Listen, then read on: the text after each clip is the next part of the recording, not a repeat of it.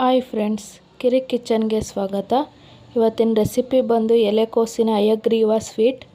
ಅದಕ್ಕೆ ಬೇಕಾಗಿರುವ ಇಂಗ್ರೀಡಿಯೆಂಟ್ಸ್ ನೋಡ್ಕೊಂಡು ಬರೋಣ ಬನ್ನಿ. 3 ಏಲಕ್ಕಿನ ಪುಡಿ ಮಾಡಿ ಇಟ್ಕೊಂಡಿದ್ದೀನಿ.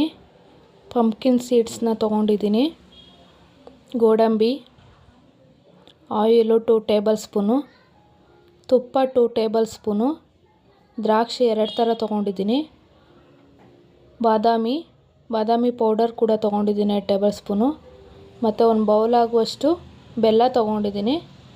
1 ಬೌಲ್ ಆಗುವಷ್ಟು ಇಲ್ಲಿ ಎಲೆಕೋಸನ್ನ ನಾನು ಕಟ್ ಮಾಡಿ ಇಟ್ಕೊಂಡಿದ್ದೀನಿ. ನಾನಿಲ್ಲಿ ಆಲ್ರೆಡಿ ಹಾಲನ್ನ ಕಾಯಿಸಿಟ್ಕೊಂಡಿದ್ದೀನಿ.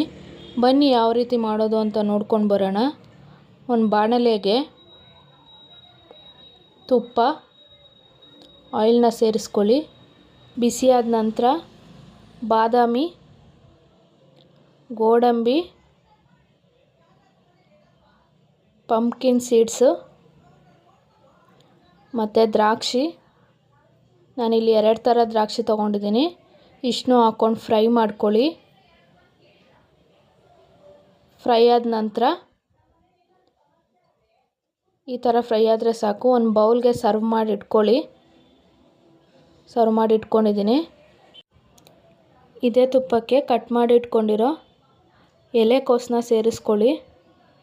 ಎಲೆಕೋಸನ್ನ ಸೇರಿಸ್ಕೊಂಡು ಚೆನ್ನಾಗಿ ಒಂದು ಮಿಕ್ಸ್ ಕೊಡಿ.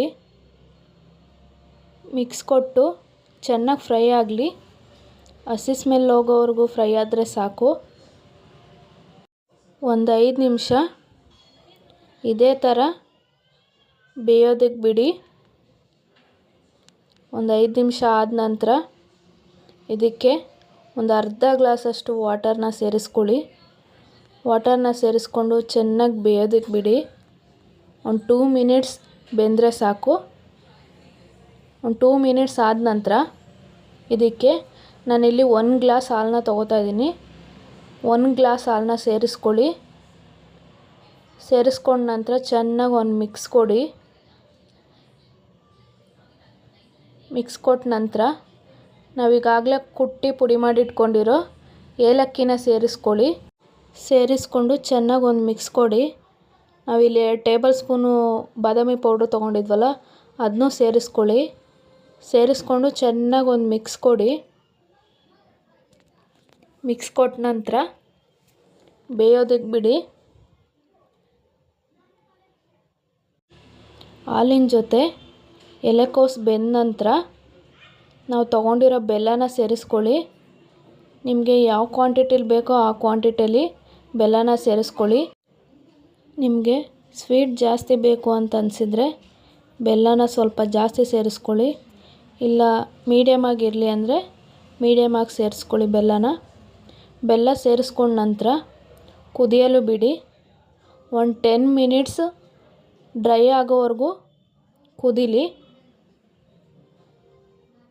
ಚೆನ್ನಾಗಿ ಕುದಿದ ನಂತರ ಈ ಥರ ಆದರೆ ಸಾಕು. ಮುಕ್ಕಾಲು ಭಾಗ ಡ್ರೈ ಆಗಿದೆ ಅಂದಾಗ ನಾವು ಈಗಾಗಲೇ ಕರೆದಿಟ್ಕೊಂಡಿರೋ ಡ್ರೈ ಫ್ರೂಟ್ಸ್ನ ಸೇರಿಸ್ಕೊಳ್ಳಿ. ಡ್ರೈ ಫ್ರೂಟ್ಸ್ನ ಸೇರಿಸ್ಕೊಂಡು ಚೆನ್ನಾಗಿ ಒಂದು ಮಿಕ್ಸ್ ಕೊಡಿ. ಡ್ರೈ ಫ್ರೂಟ್ಸ್ನ ಸೇರಿದ ನಂತರ ಒಂದು 2 ಮಿನಿಟ್ಸ್ ಕುಕ್ ಆಗಲಿ. 2 ಮಿನಿಟ್ಸ್ ಕುಕ್ ಆದರೆ ಸಾಕು. ಈ ಥರ ಕನ್ಸಿಸ್ಟೆನ್ಸಿ ಬರೋವರೆಗೂ ಕುಕ್ ಮಾಡ್ಕೊಳ್ಳಿ. ತುಂಬ ಟೇಸ್ಟಿಯಾಗಿರುತ್ತೆ. ಸಿಂಪಲ್ ಆ್ಯಂಡ್ ಈಸಿಯಾದ ಎಲೆಕೋಸಿನ ಹಯಗ್ರೀವ ಸ್ವೀಟ್ ಸವಿಯಲು ರೆಡಿ. ನಿಮ್ಗೆ ಈ ವಿಡಿಯೋ ಇಷ್ಟ ಆಗಿದ್ದರೆ ಲೈಕ್ ಮಾಡಿ, ಶೇರ್ ಮಾಡಿ, ಕಮೆಂಟ್ ಮಾಡಿ, ಸಬ್ಸ್ಕ್ರೈಬ್ ಮಾಡ್ಕೊಳ್ಳಿ. ಪಕ್ಕದಲ್ಲಿರೋ ಬೆಲ್ ಐಕಾನನ್ನು ಕ್ಲಿಕ್ ಮಾಡಿ ವಿಡಿಯೋನ ಸ್ಕಿಪ್ ಮಾಡದೆ ನೋಡಿ. Thanks for watching. Thank you.